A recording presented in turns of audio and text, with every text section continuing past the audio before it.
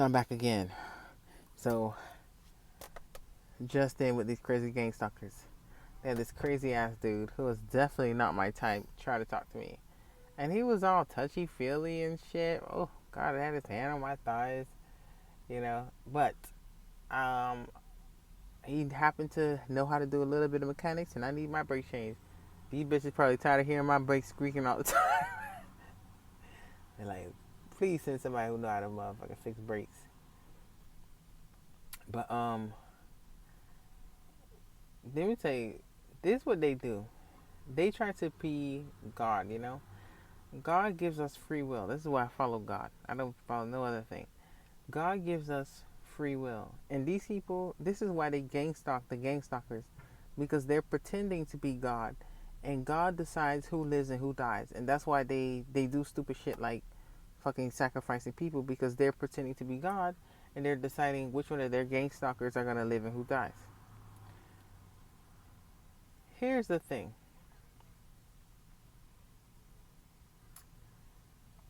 Um, I had stopped smoking pot. What they did was, because they're God, supposedly they my God, but they gods for somebody else. They decide who gets to buy drugs. Can you imagine drugs that we're not even supposed to be using anyway? These people are trying to control who can fucking use drugs. So I would buy weed from these niggas in the hood, and they had this man poison my weed with fentanyl. And this girl, she asked, well, how did you know the weed was poisoned? First thing first, it was a little wet. Half was dry, half was wet. The part that was wet, it smelled very like chemically. And I'm thinking, well, maybe water spilt on it. But like as I'm smoking it, the smoke was blue. Now I done smoke a lot of different weeds. I done smoke cigarettes. I done smoke blacks. I done smoke a lot of things. There's no fucking blue smoke in nothing. But whatever they put in that thing, it was making the fucking weed smoke blue. And then my legs were all tingly. So after that day, I never purchased weed here in Florida again.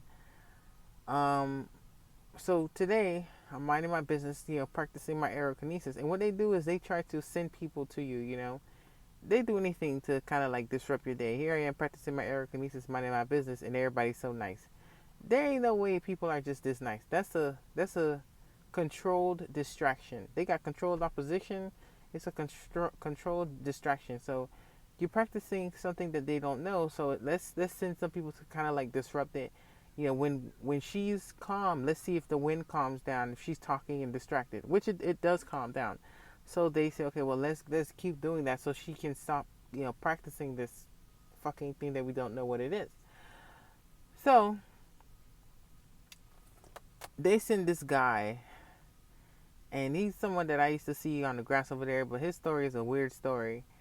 And when they send the guy, you know, he kind of offers me money. I said, no, I'm okay. He's like, are you sure? I said, no, I'm sure. You know what I mean?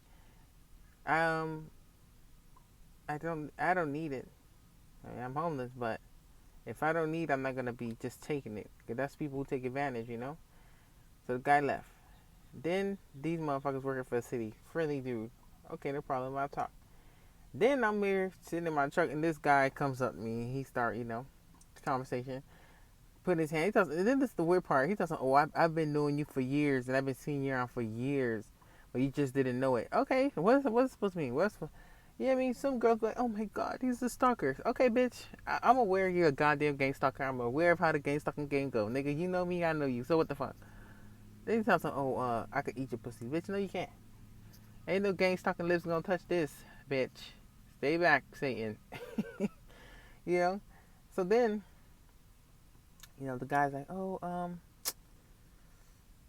you know, I'm gonna go pick up my kids. I guess whatever." Then the guy phone don't even work because he got to go somewhere where there's Wi-Fi just to be able to get my text message, which was weird.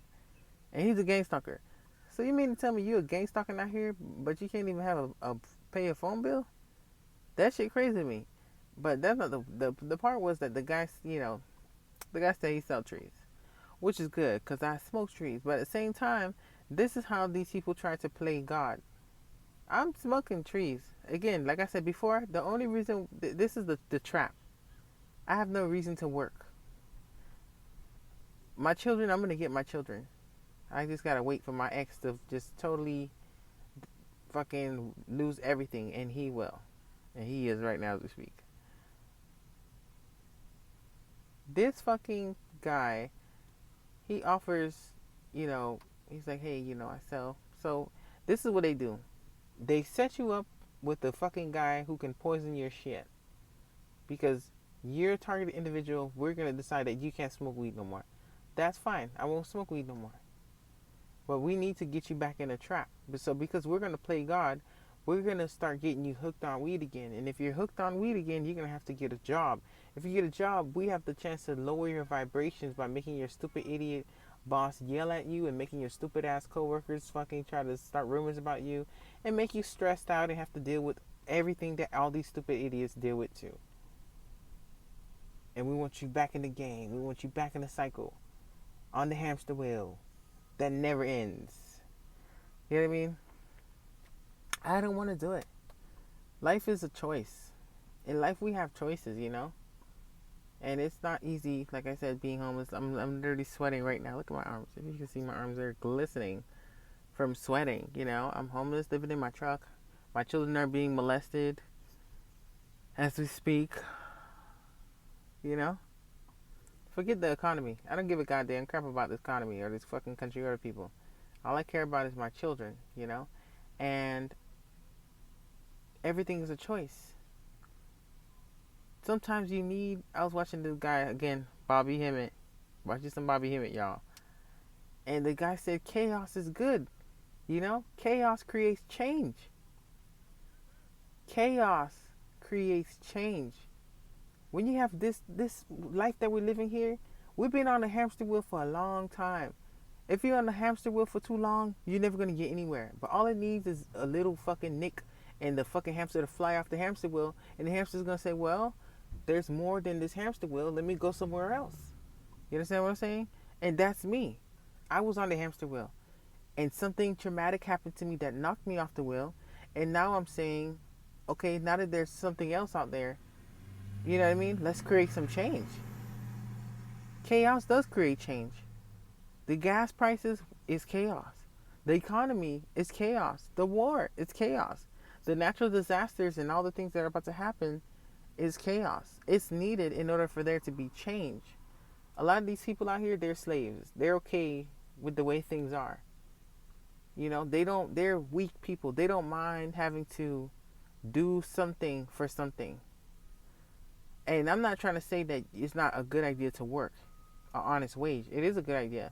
But when you have people who purposely do things to ruin your life, like I said in a previous post, in the beginning of this, I had a job, and then I got hired at another job where I could pick up trash at night.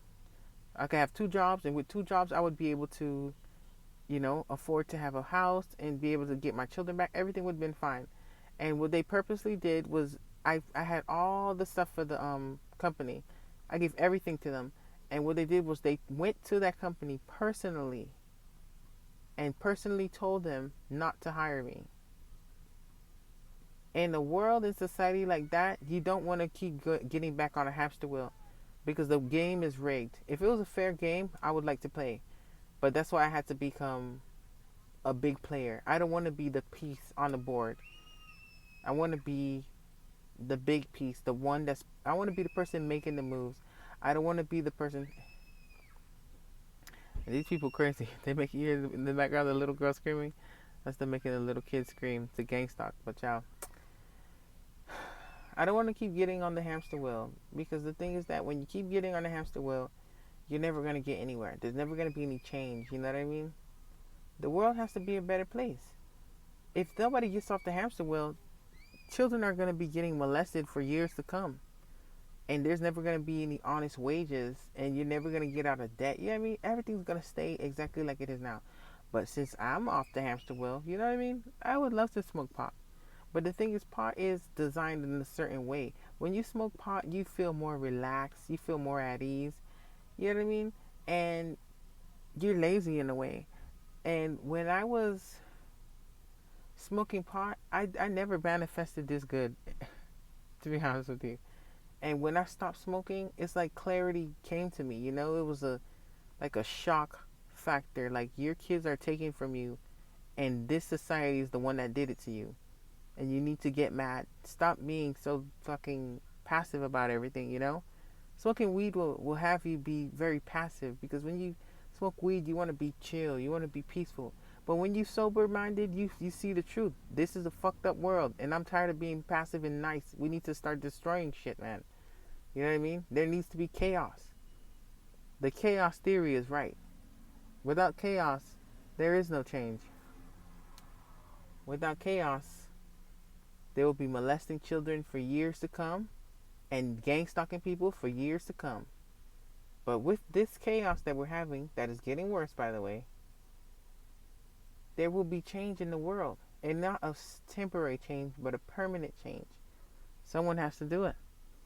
So if it means that I have to not smoke weed and not enjoy the luxuries of today in order to invest into a better tomorrow, that is what is needed.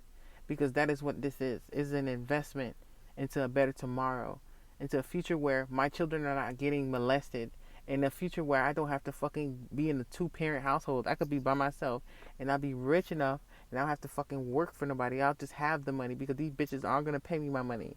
You know what I'm saying? It's an investment. Right now, it doesn't feel good. When you're investing in something, it don't feel good in the beginning, but eventually it always pays off. You understand? So this manifestations I'm doing, although it may seem like chaos, it's not chaos. It's an investment into a better tomorrow.